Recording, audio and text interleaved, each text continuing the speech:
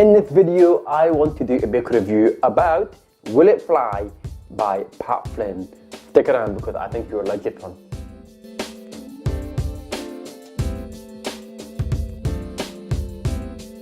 So before we get too far ahead of myself, I think I should point out that Pat gave me this book for free. He not only gave it to me, but this is when he kind of invited me over to San Diego and spent a day with him, and I was very grateful for that and had a great day with him. So he also gave me a copy of this book for free, but the thing is, he didn't ask me to review it. I wanted to read it, and I do book reviews anyway, and I thought it'd be worth talking about this book because it's so useful. There is a theme in this book, and the fact that it says "Will it fly?" and if you can see right there, there's a paper airplane, and there's a story, a backstory behind that, and he will talk about how he came to that kind of topic. But it kind of stuck to that topic as well, and the whole essence of the book, in Pat's word, is about helping you to build your wings and visualize your flight path.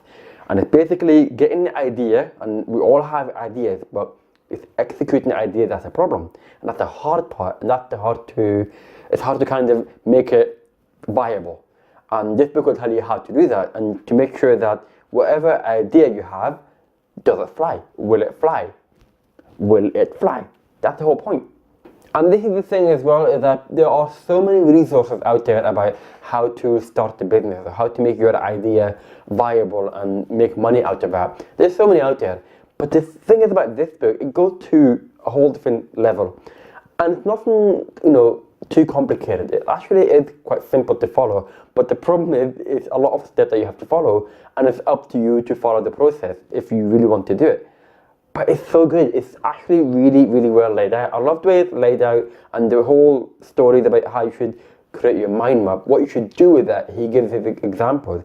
The whole thing about finding your audience and using the online resources like forums and Facebook groups and all these areas that you can find your audience ready there for you, and just getting information from there and then tweak your ideas, and it just goes into so much detail. And I love the way it's laid out and kind of goes through the process from start to finish, which is all systems go.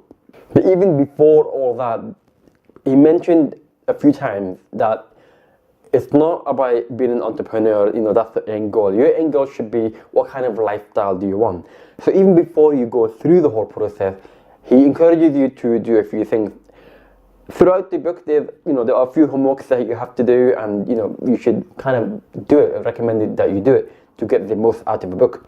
But one of the first things that he does is to kind of check with you as a person and understand your lifestyle. You need to write it out. What is your lifestyle like? What do you want from your business, from your family life? All these kind of things, just to make sure that your lifestyle will align with your entrepreneur lifestyle. And what I mean by that is, do you really want to have a big company, corporate company with dozens or hundreds of employees, if at the same time you want to have more time in your life to spend with your family and your kids or do other things? Because they can't really align that well with each other.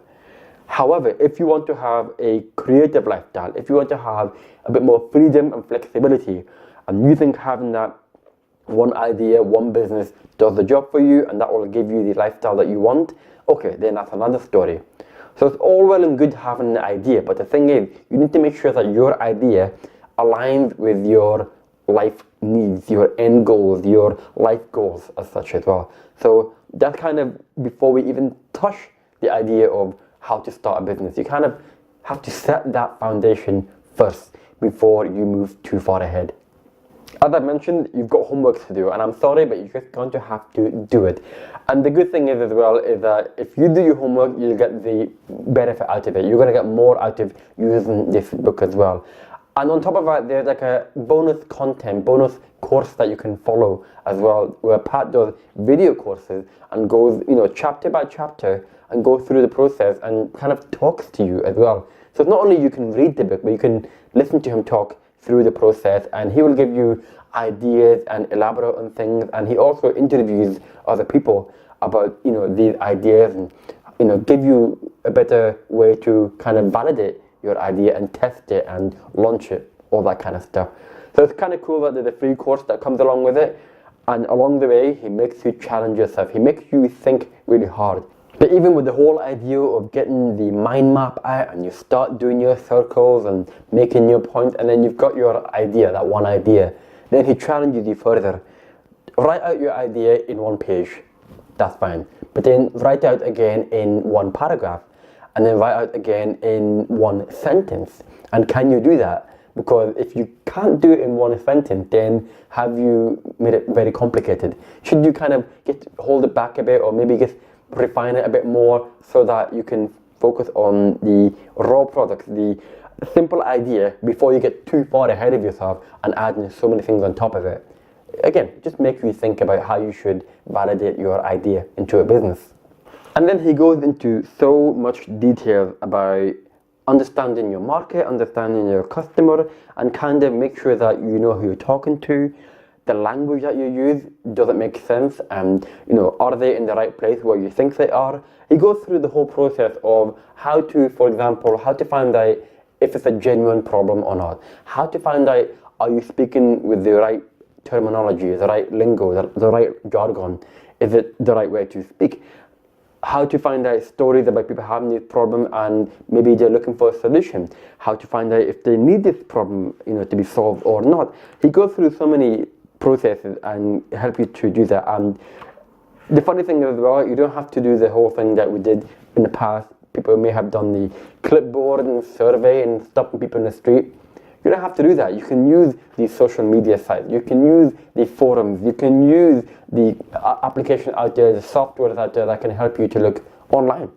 And of course, this is where you can kind of communicate with people. You talk to people, you understand them, and it makes sense. I mean, why should you go too far ahead of yourself before finding out whether it's a genuine problem or not? Do people really need a solution to that problem?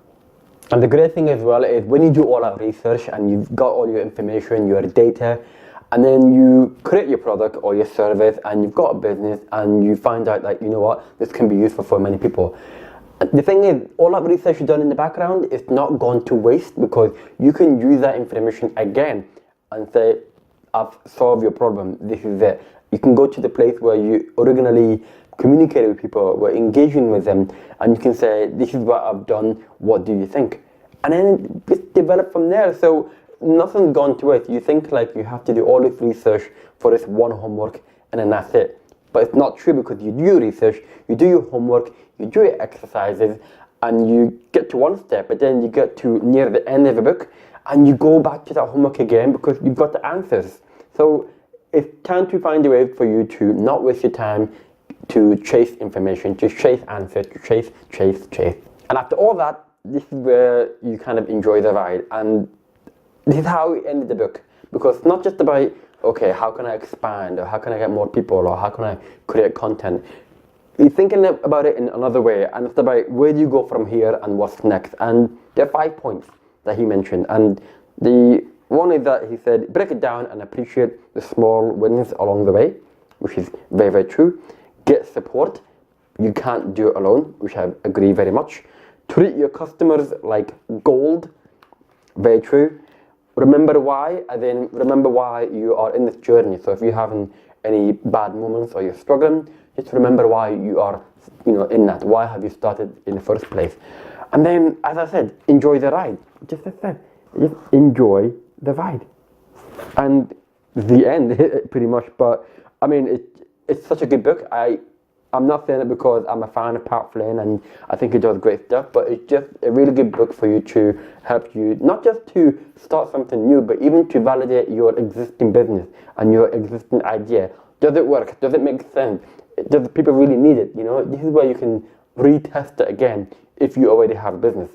But if you don't and you want to kind of get started and you don't know where to start, you can get this book. I really think it will help you a lot. So I'll put the link in the description down below where you can buy this book as well. And I'm very curious to know if you have purchased it, let me know as well. But if you haven't purchased it, I do suggest that you do, because it will help you in the long run. So I hope you enjoy it. I hope you enjoyed this video. Thank you for watching. And if you don't mind as well, if you can subscribe to the channel, that would be awesome as well. And if you want, you can also check out my other book reviews as well, and I'll link to that as well. In the meantime, I will speak to you soon. Take care.